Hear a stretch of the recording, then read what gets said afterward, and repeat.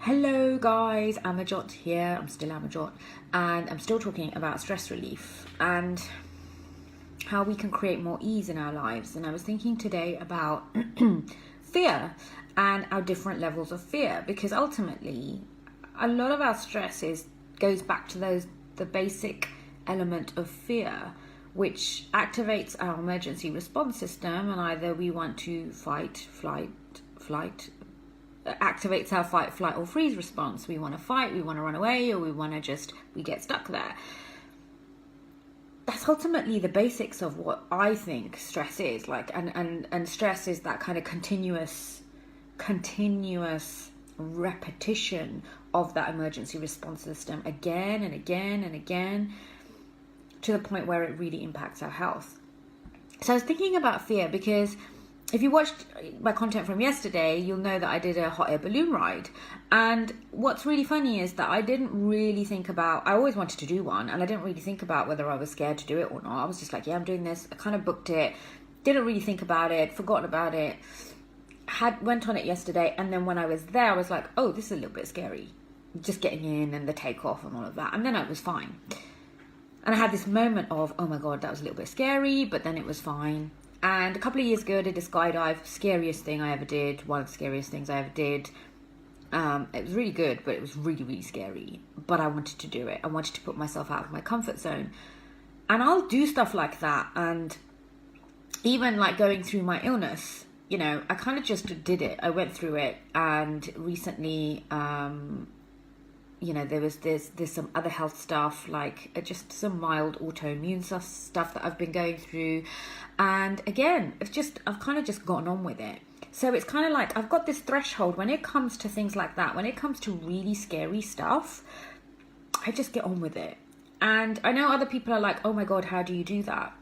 Because this is the thing. My stress has always been, I always sweat the small stuff.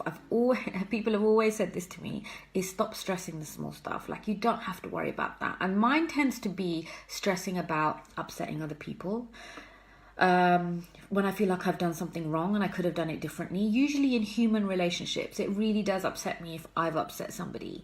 And I know that I've kind of eased off on that kind of stress, and I'm learning from each new experience, but I still feel anxious if I've upset someone, or if I've feel like I could have done things differently, or I could have, even in my work, if I could have launched things differently, or could have made things, better, or could I, do I need to go and fix this? And that's kind of my level of stress and my level of fear. And I can, like today, for example, I had an amazing time recording a podcast. I was a guest on somebody else's podcast recently. I had a really good time, and it's come out today, and I feel a little bit vulnerable, like, oh gosh, I've shared so much of myself. And for me, I can feel a little bit stressed out when I've shared too much of myself.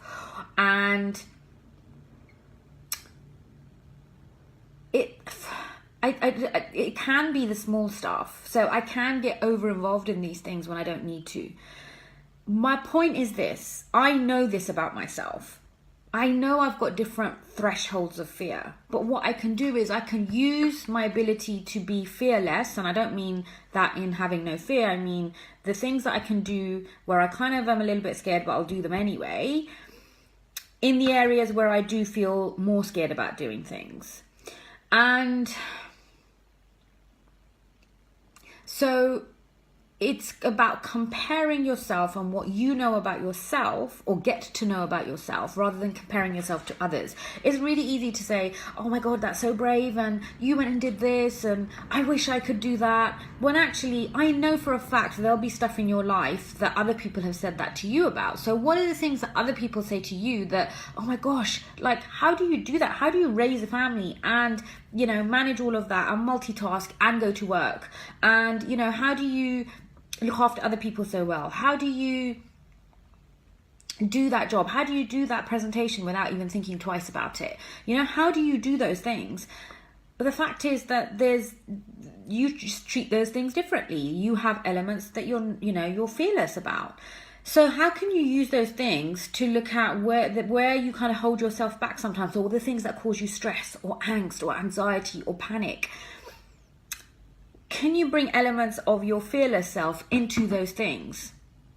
Whether it's how you feel, whether it's what you wear, whether it's what you notice about yourself. But also I think it's noticing that, do you even need to do those things? If you're stressing about something that's out of your control, or that you're expected to do because somebody else said you should,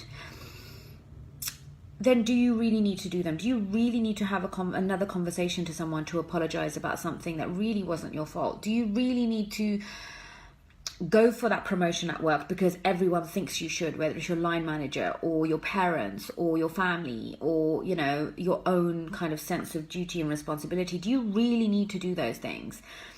And actually checking in with your stress responses to say, okay, in each of those situations, fight, flight, or freeze, like actually noticing, do you want to run away?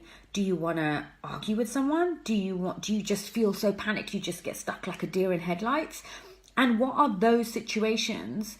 And do you want to remove yourself from those situations? Do they even need to be there? Or do you want to go in and use your examples of where you've been fearless in other places and go get those things and go do those things or go be those things? I hope that makes sense. Go listen to my podcast that's out today. It's if you enjoy it, then rate it. It's a podcast called Selfish with two wonderful women called Anna and Nicola, and they're helping women to show that self-care is not selfish. And, you know, I hope you enjoy it. Go listen to it. Hope this has been useful today. I will speak to you soon. Bye.